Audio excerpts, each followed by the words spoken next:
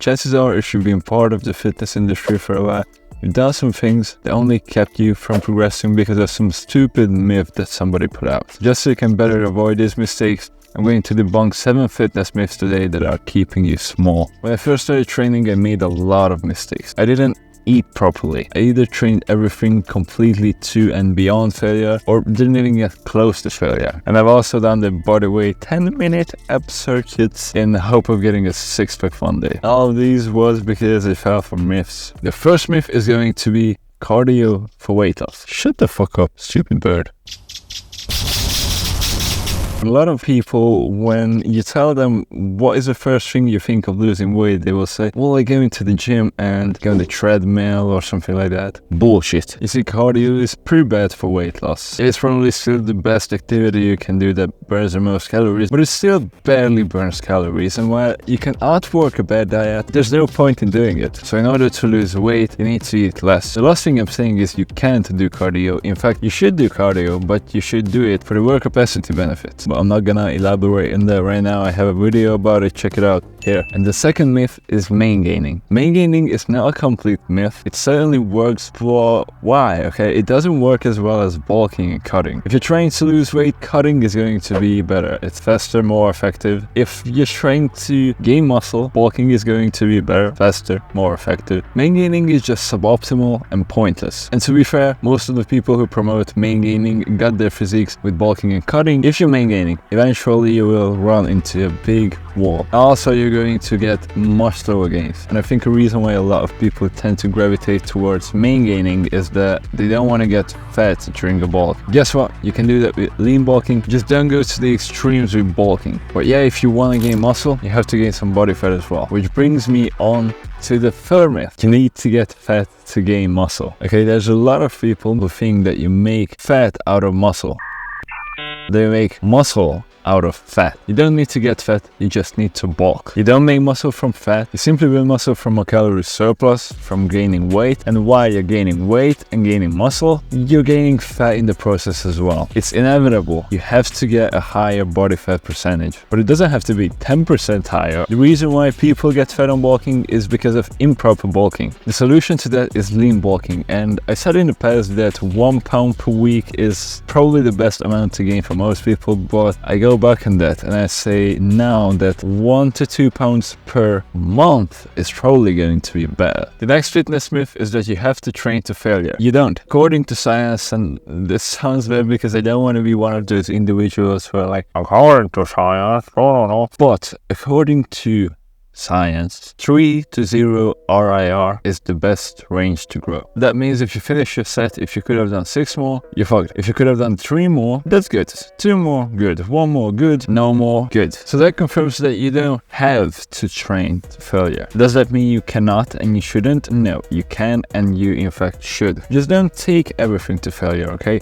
Dangerous shit like squats and RDLs, like why would you take those to failure? So on bigger and more taxing and more dangerous movements like that, yeah, have RIR and take isolations closer to failure or to failure even. I don't see any point anymore in trying to do 3 RIR on lateral raises. Like who gives a shit? First of all, isolation exercises are usually very safe. You can do like literally all of them to failure. You can take your curls, tricep extensions, push downs, side lateral raises, rear dead flies, all of that stuff you can take it to failure or just 1 rep shy of failure, and it's probably going to be beneficial. Also, don't be afraid of failure. Failing a rep is not the end of the world. Failing a rep doesn't mean that you get weaker or anything. It's just failing a rep, bro. You get it next time. Fifth myth is overtraining. Overtraining is in fact real, but it's very hard to overtrain and most people don't. On the other hand, it's very easy to under-recover. You could look at it this way. You're training too much and you cannot recover from it, or you're recovering too little and so you cannot train as much. If your diet and sleep is shit, it's easier to go over the board. But if you eat in a calorie surplus and sleep 8 to 9 hours every single night, for most muscles, 15 to 20 sets per week will be the maximum recoverable volume. If you're hitting that for every muscle group, like you're not, okay? Even if you're doing 20 sets per week, which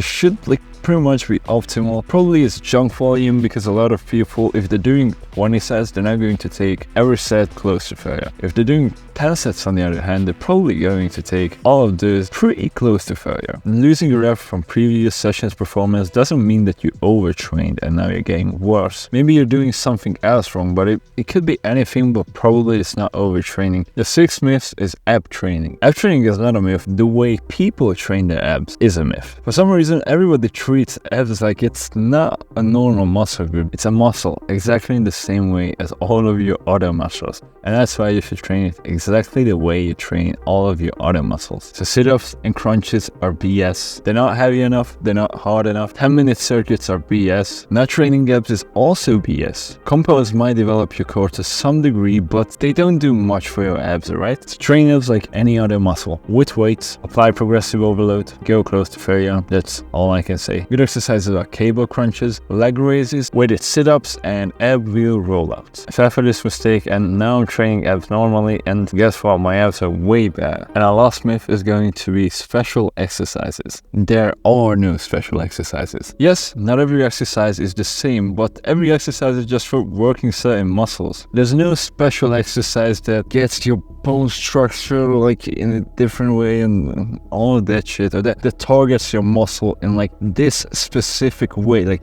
this specific muscle fiber. Nah, bro. Yeah, no exercise is just better than every other exercise. And also, if somebody's claiming, for an example, for chest, you need to do X exercise for chest because Arnold did them, and Arnold had a very good chest. Like, I have bigger quads than most people and a worse upper body. You know what I did? Hip hingy lower squats. Will that work for most people? No. Like, usually if somebody has a very strong body part, it's just genetics. And it's certainly not a special exercise, because special exercises just don't exist. Don't try to optimize everything. You don't need to switch out a bench press to like the most optimal cable fly, whatever the fuck. It doesn't matter. Do what you like and what you get results from. Something that's not a myth is that you need to eat less in order to lose weight. And that's exactly what I did to lose 25 pounds in the last 10 weeks. And I made a video about what I ate during my cut, so you can click here to watch my full day of eating.